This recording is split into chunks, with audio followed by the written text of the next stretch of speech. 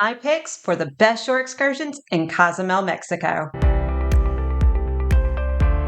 I am so excited to be kicking this series off in the Caribbean.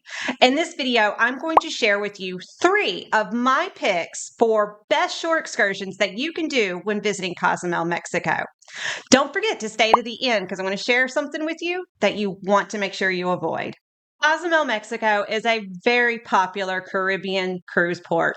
Multiple cruise lines head to Cozumel, such as Carnival, Royal, Celebrity, Norwegian, just to name a few. So, if you are cruising to the Caribbean, chances are Cozumel, Mexico is on your itinerary. Now, pick number 1 is a pretty popular pick. If you've never been there, chances are you've heard somebody talk about it, or it popped up in your search results when you were looking for what to do in Cozumel.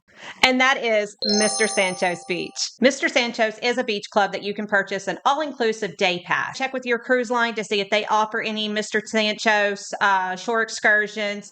As you can see, it's pretty inexpensive. They will keep you full of drinks while you're here enjoying the pool and different activities that they have to offer around the beach. Now, you can also get a romantic day pass for 2 here at Mr. Sanchos as well. I have not seen this particular package offered by cruise lines.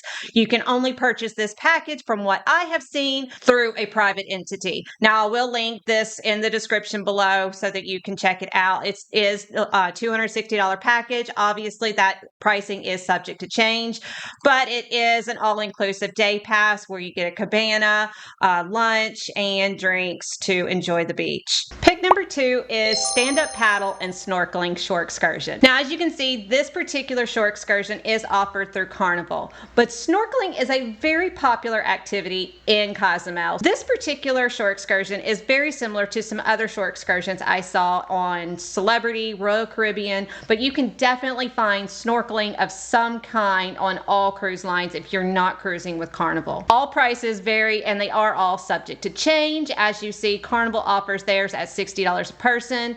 It does say difficult activity level, and that's pretty much because of the paddle boarding itself. Paddle boarding is not always easy. It looks like it's easy, but it's a lot of fun. I chose this one just because of the fun activity. It's a little adventurous, so I personally thought that this would be a great fun activity to do in Cozumel. Pick number 3 is another popular shore excursion in Cozumel, and I just had to pick it because it was so neat, and I can't wait to do it as soon as I go back. So this one is on my top pick for the next time I hit Cozumel, and that is the Tulum Ruins and Mayon cenote. So I apologize if I did not say that correctly completely there.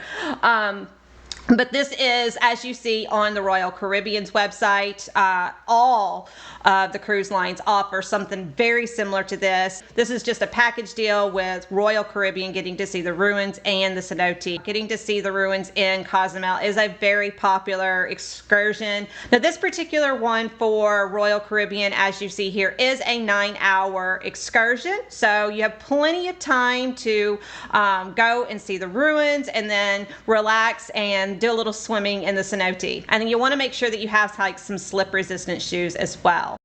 Now, another reason why I chose this activity is the 45-minute ferry ride to the shore excursion.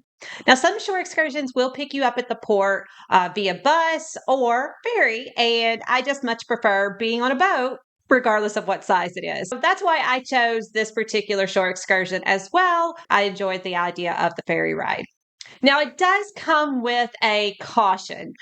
Ferry rides can heighten that sensitivity if you are prone to motion sickness. So if you are prone to motion sickness, I do have a video here that you'll want to check out for any kind of remedies that you can do for precaution, or even afterwards if you come back to the ship and you are feeling a little sick and woozy. Now, I do want to say tequila tastings are a pretty popular activity in Cozumel. So if tasting tequila is on your list, that is plentiful and you can find that almost anywhere. So they do have different options on your shore excursions that they'll have a little tequila tasting on multiple types of shore excursions. Plus, you can even just walk through the port and find different areas that you can do tequila tastings. to what I said in the very beginning of what you want to make sure that you are avoiding when you are in Cozumel. When you're at any port, you always want to make sure that you are aware of the ship's time and you're back on time so the ship doesn't leave you. So something that you want to make sure that you're avoiding is arriving late. You also want to make sure that if you're booking a shore excursion, you're booking it through your cruise line.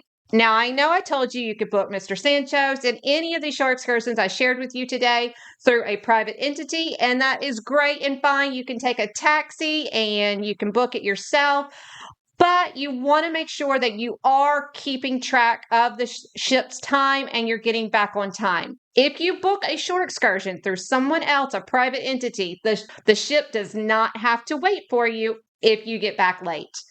So, if you don't want to be a pier runner when you're in Cozumel, because believe me, I've seen quite a few, then definitely make sure that you are keeping track of the ship's time and you're avoiding any of those things that could possibly keep you from getting back on time. I hope this was helpful for you and you enjoyed it. If you did, please give me a thumbs up. I greatly appreciate it. Thank you so much for watching, and don't forget to watch the next Caribbean shore excursion. Bye for now.